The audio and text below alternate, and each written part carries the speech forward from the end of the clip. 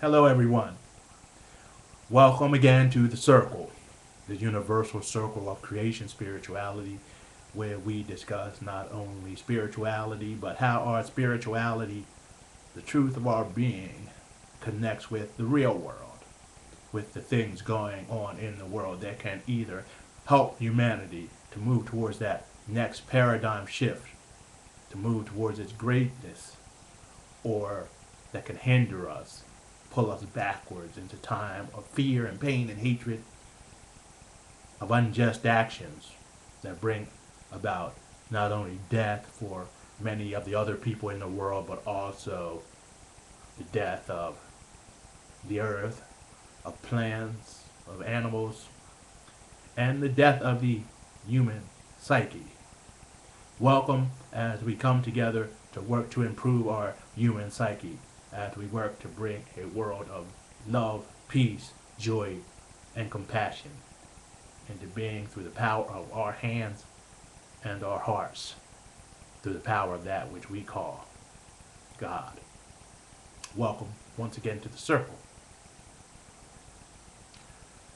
Today we will be speaking about Hiroshima Day. As many of you know, August was the time when the bomb was dropped on Japan, not only in the city Hiroshima, but also in the city of Nagasaki during 1945 to end World War II. That is what we were all told, of course. But since that time, there have been many different stories. For some people, it was to end the war early. For some people, it was dropped so that soldiers would not continue to fight and die on the American side. It was dropped because the Japanese wouldn't give up, they said. They were fanatics fighting for some emperor or god king, and they would never give up without those two bombs being dropped. And so for those people, all of those people on the ground in the American public who heard that story, it was acceptable to drop those two bombs to kill more than 200,000 people ultimately, and to even alter the gene pools of those people who lived there at that time and at that place, to blow up more than 200,000 civilians in two major cities. But there was another side of this. There was a side that said the bombs had to be dropped for two reasons. One reason was to get even with Japan for Pearl Harbor. It was to show them that no one could ever do anything like that to the United States. It was to get revenge. All of the hatred and all of the fear was placed in those two bombs. And people were going to drop those bombs and kill those people no matter what, because they hated them. They hated them as they fought against them in wars. They hated them as they continued to talk about Pearl Harbor. They hated them because they thought themselves superior. The Japanese thought they were superior to all other people and all other Asian races. And you know that in the United States, where many European Americans had the same claim, that could not stand. And so we found ourselves during that war with two different people, two different groups, that is, working in order to end the war. One group just wanted it to end. They wanted to get out of there and not send any soldiers in. The other wanted to test those bombs, to drop those bombs, to kill those people they hated.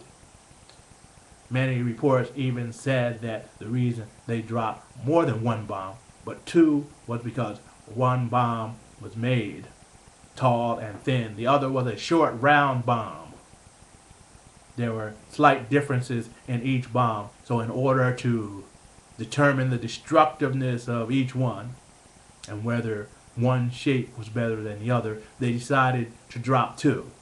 and were determined to top two, even though earlier, when Japan had run out of gas and oil, as they were dropping incendiary bombs all over Tokyo, burning the whole city to a crisp, when they had decided to surrender if the United States guaranteed the life of the emperor, they were told that they had to surrender unconditionally. The United States would not accept their surrender. Why wouldn't they accept their surrender? Because of the hatred and because of the desire to drop those bombs, to show everybody that we weren't someone to be reckoned with. I mean, when will we ever have another chance to test those bombs, to show our great power? And so, two planes made their way across Japan. And if you ever look at the footage of those planes flying, you notice that no interceptors ever came up. No Japanese fighters ever came up to turn them back or to destroy them. And the reason for that was that Japan was out of oil. It was out of gas. The engine that ran their military was gone. They were ready to give up, but we wouldn't accept that. We wouldn't accept it.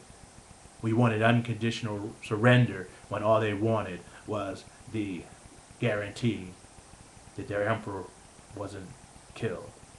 And we did drop those bombs. We did the most horrendous thing that any nation throughout history has ever done. Killed almost 250,000 innocent civilians by two actions. Many people can't hear this. They can't believe this. They think that we did it so that the war would end early. But the truth is that the Japanese had given up.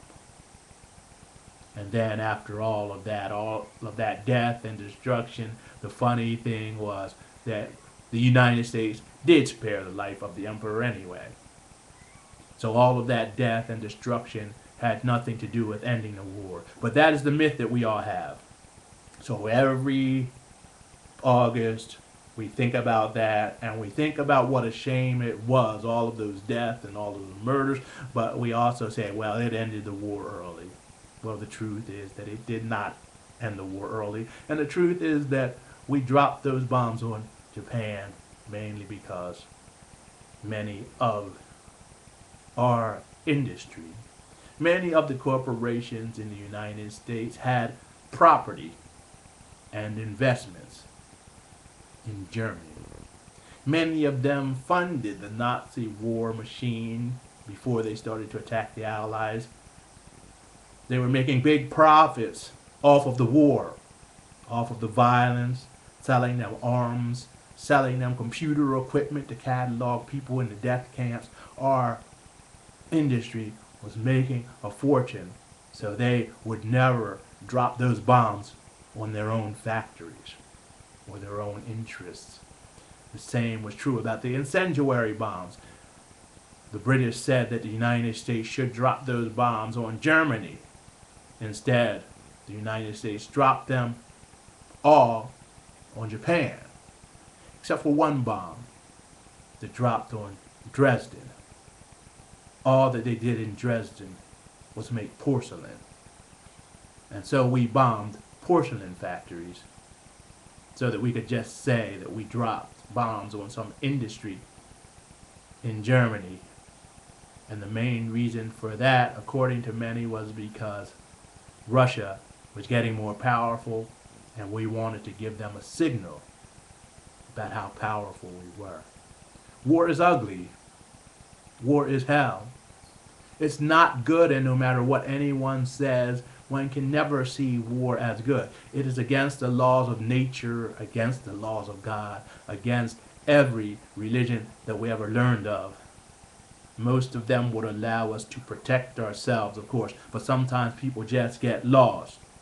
They get angry, they lose their temper, and they fill themselves with hate.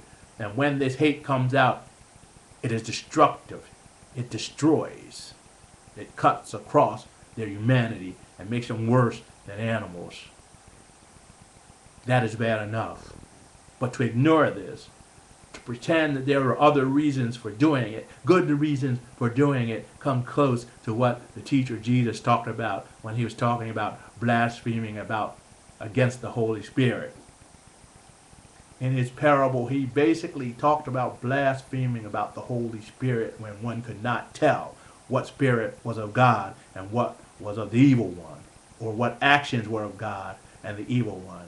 When one keeps hiding their evil acts or doing them in the name of goodness and God over and over again, what happens is they blaspheme against the Holy Spirit.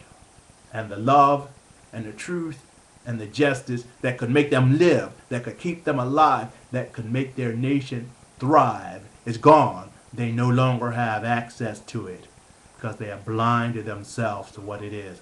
And so we find ourselves in a nation where we constantly blaspheme against the Holy Spirit. All of the politicians, the false religious people, always making up excuses for doing evil in the name of good, to the point where many have forgotten what good was. They don't know the difference. And now we are being led down into a deep hole that will cleanse us of this blasphemy, this twisted thinking. And my hope is that we can all make it together as we walk in love and truth, and as we seek the real religion, as we seek the love and the power of the Spirit to heal, not to harm, not to destroy, but to bring forth love and peace and justice by realizing who and what we are, and realizing that we are the hands of God. A God who is not a racist or a murderer or a religious bigot or homophobic, but a God of love that uses the creative power, the creative energy of the universe to create love and peace and joy, to bring life forth out of death, to bring the light out of the darkness, and to empower people to grow, to be the best that they can, to walk in love and truth and justice.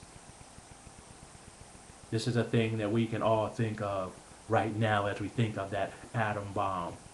We can think about how wrong it was for some people, and we can move forward, not allowing ourselves to make that mistake again. As we begin to see the truth and live the truth and can discern that which is evil from that which is good, we have life, and we have life more abundantly. That is the gift of every higher order of philosophy and the gift of God. Namaste.